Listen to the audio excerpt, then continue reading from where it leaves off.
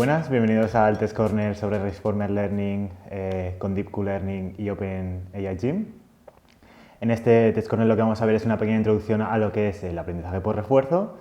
Luego veremos cómo las redes neuronales pueden encajar en este paradigma y finalmente veremos un poco lo que es el framework de OpenAI para poder trabajar fácilmente, desarrollar nuestros algoritmos fácilmente y compararlos entre ellos, ¿no? Y acelerar bastante lo que es el desarrollo. Antes que nada presentarme un poco.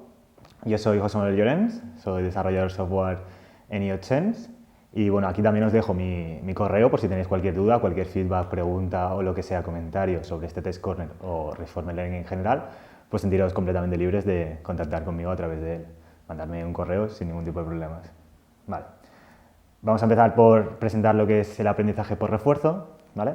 El aprendizaje por refuerzo es una de las ramas del aprendizaje automático, del Machine Learning. Y entonces, antes que nada, vamos a presentar un pelín que es ese Machine Learning, ¿no? Que es ese aprendizaje automático.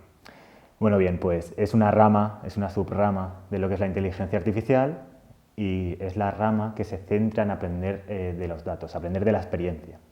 Además, lo que haces es que tú no lo programas explícitamente, con instrucciones explícitas, con reglas claras, sino que lo que haces es programarlo para que él solo detecte patrones y responda automáticamente. En ese sentido, pues no se utilizan instrucciones explícitas. Ahora bien, como hemos dicho, el Reinforcement Learning es una de las ramas de las tres grandes ramas que tiene el Machine Learning. ¿Y en qué se diferencia del resto de ramas? Bien, pues lo primero es que no tiene un supervisor, no tiene una indicación clara de lo que está bien y lo que está mal. En lugar de eso, se usa una señal de recompensa. En ese sentido, el Reinforcement Learning cae entre lo que sería un Supervised Learning, es decir, no tienes ningún tipo de feedback, y el Supervised Learning tienes un supervisor claro. Estaría un poco en terreno medio. Además, hay ciertas características. Por ejemplo, esta señal de recompensa puede estar demorada en el tiempo. Por poner un ejemplo, si tú haces un mal movimiento jugando al ajedrez, no pierdes instantáneamente. Vas a perder dentro de 5, 10 o 15 turnos. Otra característica muy importante del aprendizaje por refuerzo es que los agentes tienen consecuencias en su entorno. ¿Y qué quiere decir esto? Que al moverte una pieza cambias el resto de la partida y por lo tanto cambias los futuros datos que vas a recibir y el futuro estado de tu entorno en el que vas a trabajar. Entonces, en este sentido, el agente no es un mero espectador que evalúa, sino que tiene mucha importancia y tiene mucho efecto sobre su entorno. Algunos ejemplos claros del aprendizaje por refuerzo y de dónde se usan son, por ejemplo, en juegos como el ajedrez, el Go o el backgammon. También, por ejemplo, en cómo hacer que los robots caminen o en otras plantas como, por ejemplo, serían las estaciones de energía. Pero la verdad es que es un paradigma muy versátil, se puede usar en una infinidad de casos de uso y es solo cuestión de saber cómo aplicarlo. Hemos hablado de las recompensas y siguiendo con los ejemplos que os había puesto, quería un poco hablar de cómo serían esas recompensas para estos casos de uso. Por ejemplo, en los juegos, en el ajedrez, en el Go o en el backgammon, la recompensa podría ser positiva cuando ganas o negativa cuando pierdes. En hacer que el robot camine, lo que podríamos dar es una recompensa positiva a la gente cada vez que consiga que ese robot camine un poco más, vaya un poco más lejos. Y lo que también podemos hacer, por ejemplo, es darle una recompensa negativa cuando el robot se cae. Esto es algo opcional, esto es solo si nosotros queremos fomentar que el robot no se caiga. Es una forma de indicarle al robot pasivamente que no debe caer, que cuando caiga reciba una recompensa negativa. Por ejemplo, en el caso de la estación de energía, podríamos asignar una recompensa positiva a cada vatio que se genera. Pero, por ejemplo, en este caso podríamos no asignar recompensas negativas o, si lo quisiéramos, podríamos asignar recompensas negativas si se superan ciertos límites de seguridad, por ejemplo. Es todo cuestión del programador decidir qué recompensa y qué penaliza con una recompensa negativa. Muy bien, pues hemos hablado ya de la recompensa. Ahora nos falta presentar lo que es el agente y el entorno.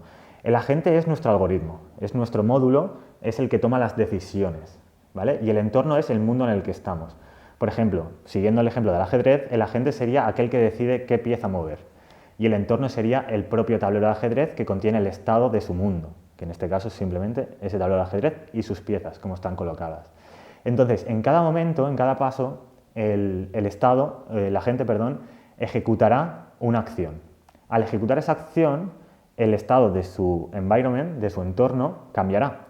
Y al cambiar, el agente recibe un nuevo estado, sabe cómo está el mundo después de ejecutar su acción y también recibe la señal de recompensa.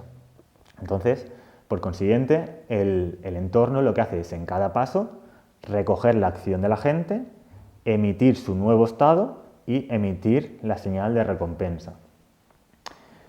Con estos tres elementos estamos preparados para presentar lo que es el ciclo básico del aprendizaje por refuerzo, es el que se ve aquí en pantalla.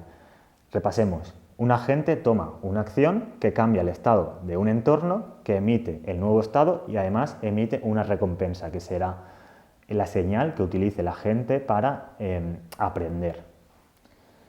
¿Vale? Entonces, ¿cómo entran las redes neuronales dentro de este paradigma, dentro de lo que es el aprendizaje por refuerzo? Bien, pues quizás estéis preguntando, ¿no?, cómo el agente decide qué acción tomar. Esto es algo difícil, ¿no? Si elegimos acciones aleatoriamente, nunca vamos a obtener un buen resultado. Si tú simplemente mueves fichas aleatoriamente en el ajedrez, pues no vas a ganar. Necesitamos algún tipo de evaluación, necesitamos una función que nos evalúe para el estado en el que estamos si las acciones son buenas o malas. Si tuviéramos esta función perfecta, ya está, tendríamos el problema resuelto, simplemente elegiríamos la acción que nos dé un mayor resultado, ¿vale? Una mayor recompensa. Ahora bien, hay que tener en cuenta una cosa, la recompensa, como hemos dicho, puede ser demorada en el tiempo. Entonces, no solo tienes que tener en cuenta la recompensa inmediata de tomar una acción, sino también la recompensa total que puedes obtener del estado al que vas. Es decir, si tú vas a obtener una recompensa de 2 por tomar una acción, pero el estado al que pasas es un estado terminal que se acaba, la recompensa total que vas a obtener por esa acción es 2. Sin embargo, si tú tomas una acción que tiene una recompensa de 1, pero pasa a un estado en el que puedes obtener muchísimas recompensas, por ejemplo 1000, es más valiosa la segunda acción, ya que el total de recompensa que vas a obtener en total va a ser más alto. Esto va ligado con lo que hemos dicho de que las recompensas pueden estar demoradas en el tiempo.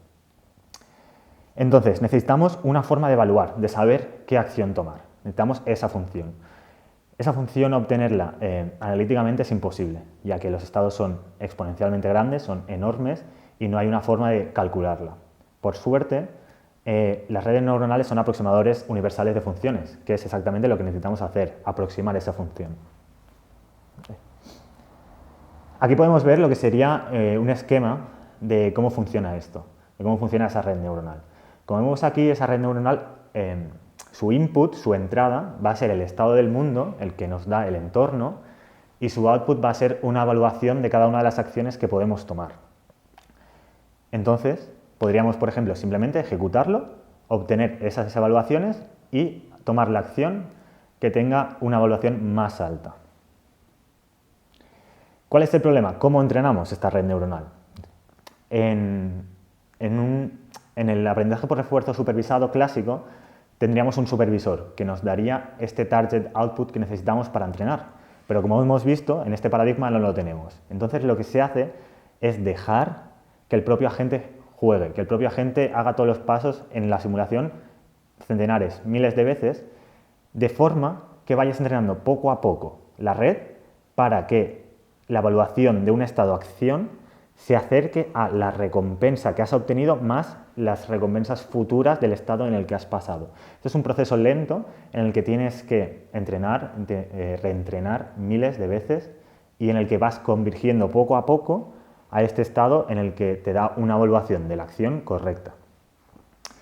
Y como hemos visto, la diferencia es que no tienes este target output de base, sino que tienes que ir consiguiéndolo poco a poco a base de ir viendo cómo tus acciones modifican el estado del entorno y cómo funcionan o si no funcionan. También he visto importante poner una pequeña slide de lo que es la explotación versus el aprovechamiento. Hay un problema y es que si la red encuentra un camino que más o menos funciona pronto, nunca va a desviarse. Porque ¿para qué tomar otra opción? Si tú siempre tomas la mejor acción, ¿para qué no vas a explorar otras acciones que son peores? Pero esto puede ser peligroso, porque quizás las otras acciones pueden ser mejores, pero aún no las has tomado las suficientemente veces como para verlo. Entonces aquí entra lo que es la exploración. Obligar a la red a ver todos los estados para que sea realmente capaz de ver todos esos estados y ver si de verdad son malos o buenos, o si te llevan a buenos estados o malos estados. Entonces, aquí es importante no solo fijarse en la acción, no solo tomar siempre la mejor acción, sino de vez en cuando tomar acciones subóptimas de forma que puedas explorar todo ese espacio de los estados. Entonces, siguiendo el bucle que os habíamos presentado antes, ahora la gente pasa a ser una red neuronal que evalúa y nosotros tomamos normalmente la mejor acción y de vez en cuando una acción subóptima de forma que todas las acciones se exploren. Siguiendo la slide, aquí podemos ver que la red neuronal ha sustituido a lo que es el agente. Muy bien, ¿y dónde entra OpenAI Gym? Bueno, pues OpenAI Gym es una caja de herramientas de OpenAI que se usa como entorno en nuestros entornos de desarrollo, ¿no? Hemos visto que necesitamos ese entorno. Esto es algo relativamente complejo, ¿no? Que requiere programación, pues OpenAI te lo da ya preparado para usarse completamente y además estandarizado, de forma que a ti lo que te permite es comparar tus agentes y centrarte solo en lo que es el desarrollo de los agentes. Además, como podemos ver aquí hay un poquito de código, es muy sencillo y funciona pues muy bien para eso, para un desarrollo rápido. Además, viene con una colección enorme de entornos. Desde aquí a la izquierda vemos el Carpool Problem y a la derecha un juego de Atari. Tiene todos los juegos de Atari y tiene muchísimos problemas clásicos, como el de la izquierda, de la literatura del aprendizaje por refuerzo. Muy bien, entonces lo que haríamos sería añadir este OpenAI en la parte de lo que es el environment, el entorno, y nuestro bucle del aprendizaje por refuerzo se quedaría como vemos en la pantalla. Se quedaría el agente sustituido por una red neuronal y el entorno sustituido por OpenAI Gym. Esto es lo que quería explicaros hoy. Aquí he añadido una pequeña diapositiva de recursos por si alguien quiere aprender más. Yo os recomiendo el curso de DeepMind, ¿vale? De Reinforcement Learning. Está impartido por los mejores investigadores del mundo en esta materia y es completamente gratuito.